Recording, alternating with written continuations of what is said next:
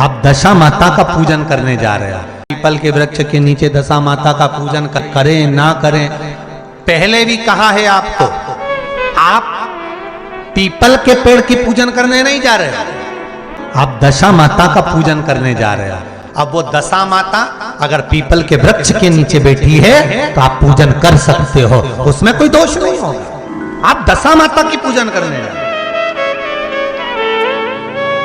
अब वो दशा माता भले वो पीपल के पेड़ के नीचे बैठी हो, चाहे बड़ के पेड़ के नीचे बैठी हो, आप पीपल की पूजन करने नहीं जा रहे। हाँ, पीपल के वृक्ष के नीचे अगर दशा माता बैठी और पीपल के नीचे बैठी है तो आप पीपल की पूजन, पीपल की जड़ की पूजन भी कर रहे हो, तो दशा माता के भाव से करें। आप ये ना सोच कर करें कि हम पीपल की पूजन कर रहे हैं, रविवार के दिन कर नहीं सकते। हमने सुना है रविवार को पीपल को छूना नहीं चाहिए, प्रणाम नहीं करना चाहिए, पूजन नहीं करना चाहिए, पर आप पीपल की नहीं कर रहे हो, आप दशा माता की कर रहे हो। इसलिए रविवार को कर सकते हो, आप दशा करो, आप सेवा, शिव आराधना कर रही। भगवान शिव महापुराण की कथा कहती है, सोमवार के दिन भगवान को अगर लोटा भरकर शिव को समर्पित करा जाता है तो घर में तेज लक्ष्मी प्राप्त होती है। पूरी दुनिया में केवल एक बेलपत्र का वृक्ष कैसा होता है जिस वृक्ष के नीचे माता लक्ष्मी शाम के समय पर बुआरी लगाने के लिए जाती है, झाड़ू लगाने के लिए। बेलपत्री के पेड़ पर, बेलपत्र का वृक्ष जिसके यहाँ लक्ष्मी नहीं दिखती हो, पैसा घर में नहीं आता हो, बहुत चिंता लगी रहती हो, लक्ष्मी से जुड़ी हुई, व्यापार से जुड़ी हुई, पैसा आ ही नहीं गया, बहुत मेहनत कर रहे हो। सोमवार की सोमवार 5 सोमवार बेलपत्री के पेड़ के नीचे एक घी का दिया लगाना चालू कर दीजिए। शाम के समय थोड़ी सी मिट्टी बेलपत्री के पेड़ के नीचे की उठा कर लिया, घर के अंदर लाकर इतनी सी मिट्टी लाकर पटक दीजिए। 5 सोमवार करके देखो, छठे सोमवार को करने की जरूरत नहीं पड़ेगी, व्यापार करना चालू हो जाएगा। लक्ष्मी शाम के समय पर प्रतिदिन बेलपत्र के पेड़ के नीचे बुआरी लगाना। अगर तेरे घर में लक्ष्मी नहीं आ रही हो तो कमल गट्टे को पानी में डाल शिव जी को चढ़ा करा।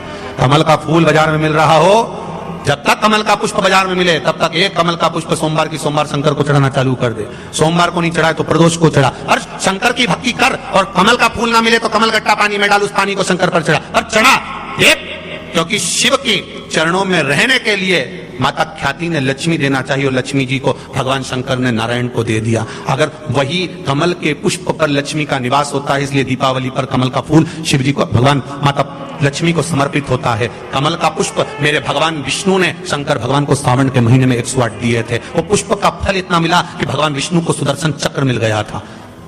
सुदर्शन चक्र किसका था? भगवान शंकर का। वो चक्र भगवान विष्णु को दिया।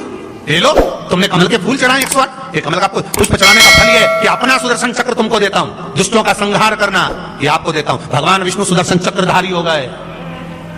केवल कमल का पुष्प चढ़ने से भगवान नारायण को लक्ष्मी प्राप्त हो जाती है, इसलिए लक्ष्मी जी की प्रियता कमल का पुष्प है।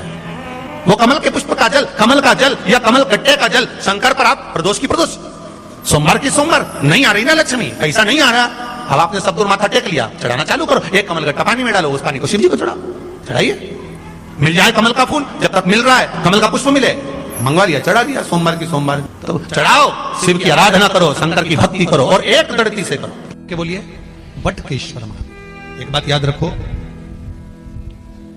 कोई बच्चे पढ़ाई कर रहे हो और उनका चित्त, उनकी वृत्ति, उनका मन पढ़ने में नहीं लग रहा,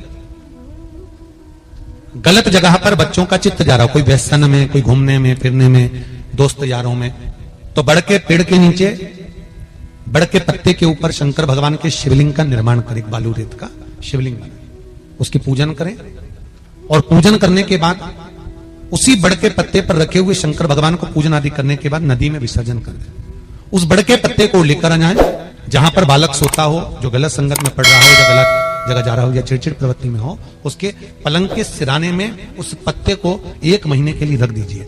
बच्चा गलत संगत से छूट जाएगा, उसकी चित्त वृत्ति वापस विद्या की ओर अर्जन होने में लग जाएगी। बटकेश्वर महादेव का इतना प्रमाण हमारे शास्त्र वर्णन करते हैं महाराज। बटकेश्वर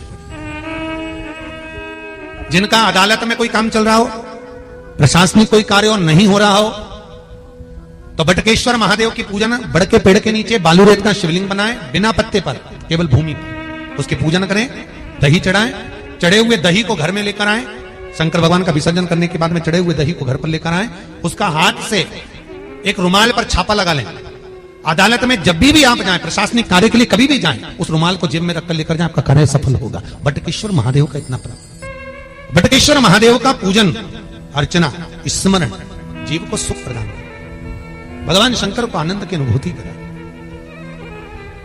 भगवान शिव चावल का एक आखा दाना जानते हो? पूरा खंडित चावल नहीं। कितना चावल? एक दाना चावल का शंकर भगवान के शिवलिंग पर समर्पित करिए।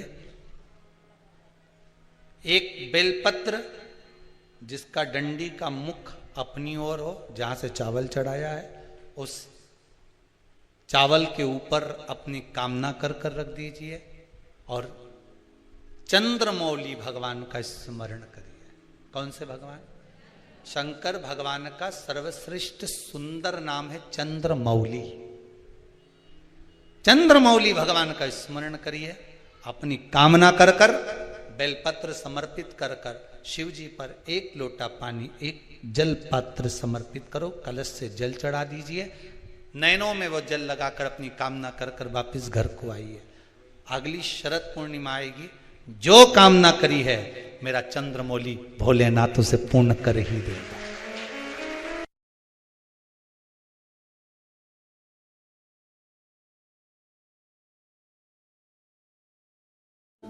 ये काम बहुत जरूरी और होना ही चाहिए, नहीं हो रहा। एक कटोरी में गंगा का जल निकाल लीजिए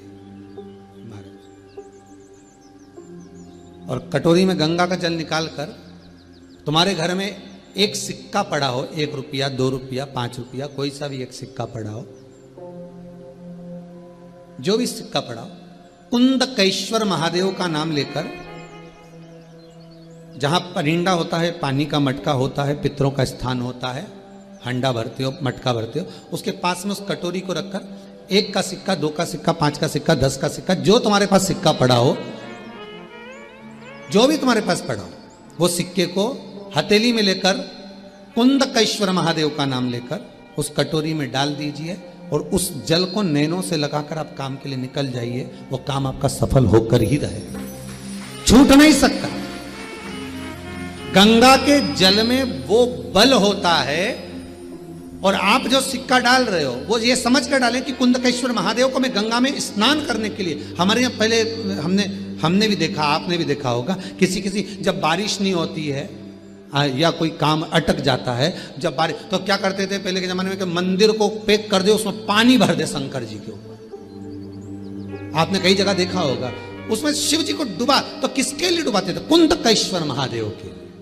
ये नियम है कुंदकेश्वर महादेव का। पर आज के जमाने में तो चंपेश्वर महादेव है तो उनको भी डुबा दे, गुप्तेश्वर महादेव है तो उनको भी डुबा दे। ये उनके लिए नहीं है। कुंदकेश्वर महादेव किनका नाम है?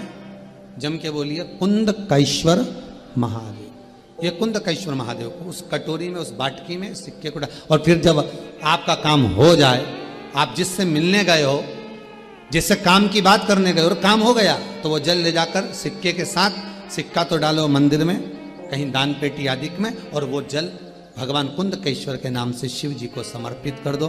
बाबा से विनती करो, बहुत बहुत साधुवाद है बाबा, आपने मेरी लाज रख ली, तेरी कृपा बनी रहे, बस ये सुख मिलता है। उसको धन्यवाद दो बाबा को बार बार। हम तो रोज कहते, रोज प्रतिदिन उठो और उठते से धन्यवाद दे दो। धन्यवाद, उठते से